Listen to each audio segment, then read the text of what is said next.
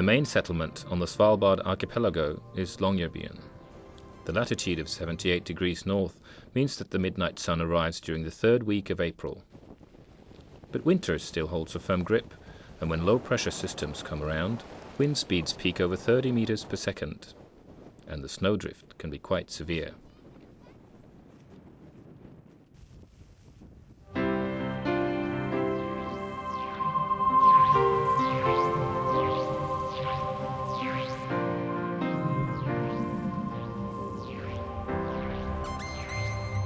We've been talking to meteorologists in Tromsø for several weeks, waiting for better weather conditions. And we've been packing our essentials: the rubber boat, a weather station, and a current meter, among other things. And we're satisfied with the final test of the CTD, that is, the conductivity, temperature, and depth sensor that the physical oceanographers use. Good weather conditions finally arrive on April the 16th, and so we're ready to leave.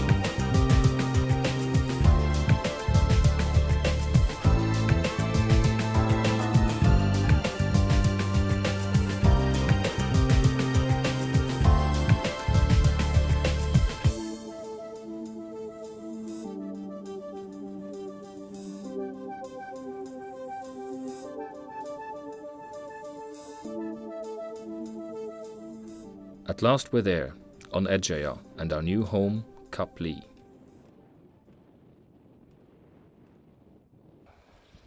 Some of our equipment was sent out in boxes 2 weeks ago. But someone broke the box with the 2 outboard engines up and had a taste of the rubber. I wonder who that can be.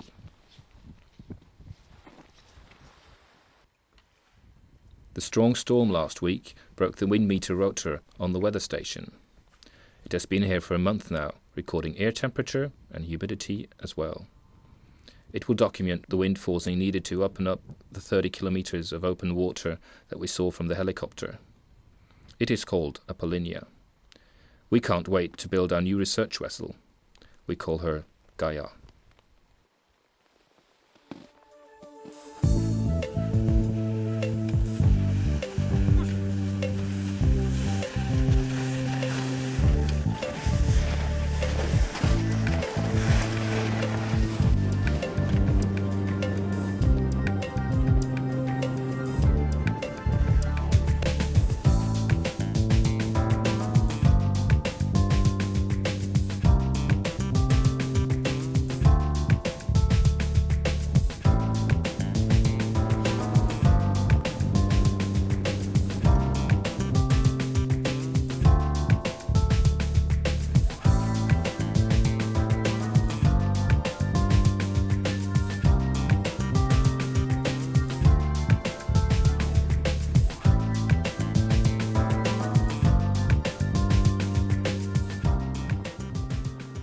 As far as we know, nobody has ever taken direct water and sea ice measurements in a polynya before, and when we're here now, all our struggles and planning is forgotten.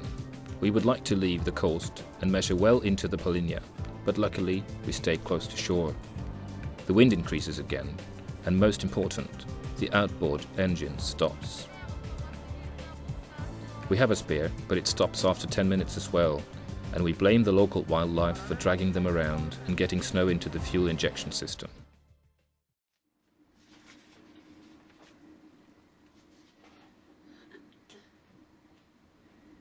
A long night struggle, and we've dragged Gaia back to the cabin.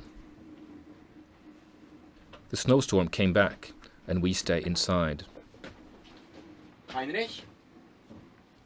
The two outboards are dried and cleaned, and we hope for the wind to calm down. And wait. UNIS is our chef, and his proper Danish breakfasts makes us all feel stronger. We prepare for another attempt with Gaia.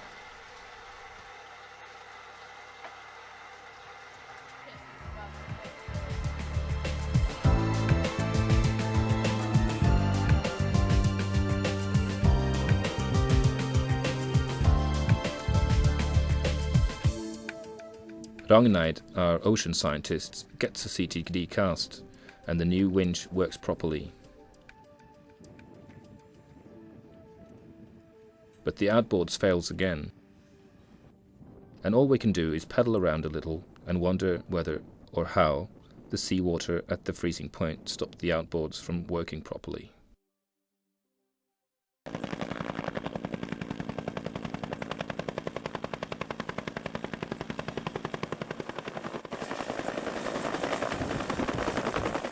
So we decide to use another Yamaha, one that has been engineered to work in Arctic conditions.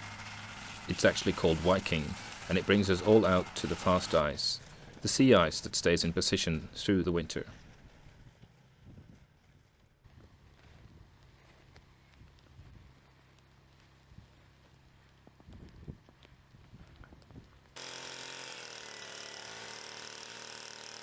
Of course, getting any ocean measurements out here takes more labour than from the boat.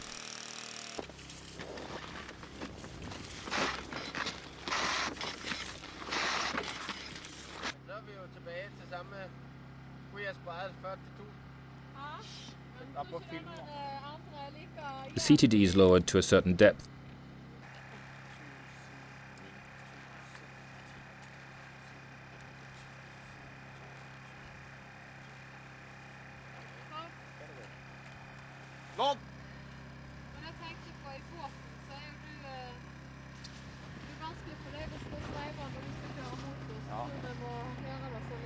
And a plummet closes the bottle that brings us the salinity sample.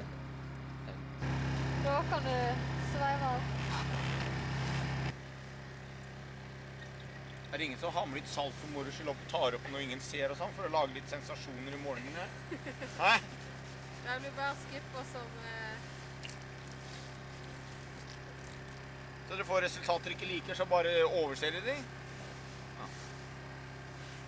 Sånn det jo I forskning. Outliers, ting man ikke kan forklare, de bliver bare kuttet ut. Skal du have en action-scene også? Nej. Skal du nemlig zoome ind her?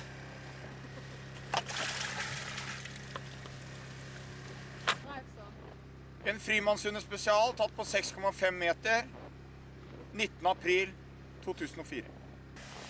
At last, Jørn, our security officer, seems to be happy with our sampling, and after a couple of stations, we can do them in about 30 minutes. The water column is, not surprisingly, close to the freezing point, and salinity increases slightly in the lower layers. This is due to the salt released when the ocean freezes over and forms our present base, the sea ice. It takes a long working day to make a CTD section this way.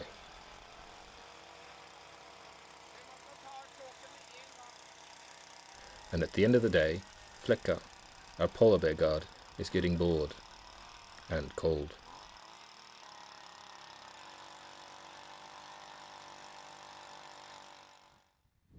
The next day brings southerly winds, and with them the new thin ice drifts north and close the Polinia. In the real world, ice drifts with a speed around 1 centimeter per second. But this is a movie, and we can do some tricks here.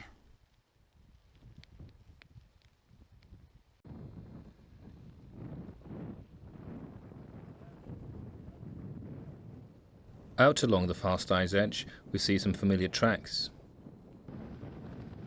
And a walrus couple relax on a floe outside.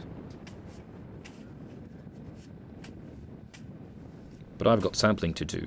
I measure the solid ice thickness. It is straightforward, and I wonder why I needed my PhD to make it out here. 13 centimeter. Hidden below the solid ice is a layer of slush, not so obvious to people without a PhD maybe, and I measure the slush thickness as well.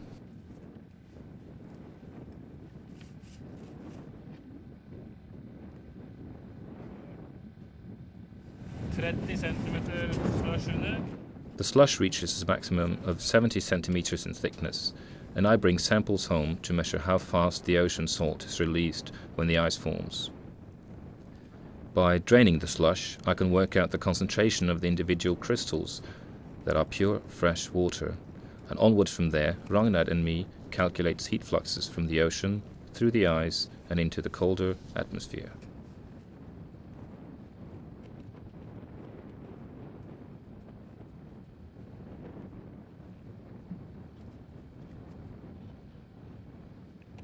I get so excited I forget to look around, but luckily, Jørn doesn't.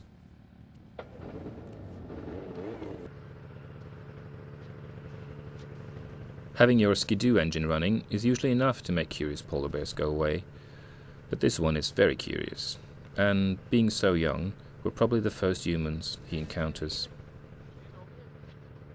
But he continues his hunt for seals soon enough, and when the midnight sun arrives, we have had 7 days of simple, cheerful living and a rewarding activity at Kap Lee.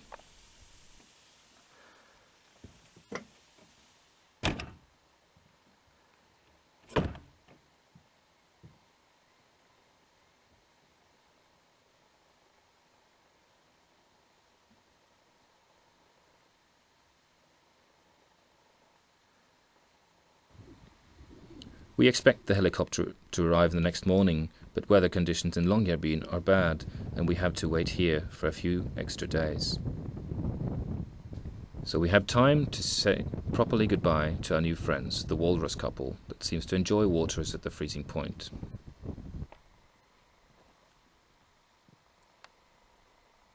We visit their ancestors on the beach at Kap Lee, and we're glad we sample ocean and sea ice, and can let the Arctic wildlife live its own life as it wants to. Jeg er ikke så veldig stolt av menneskerasen når jeg ser dette her.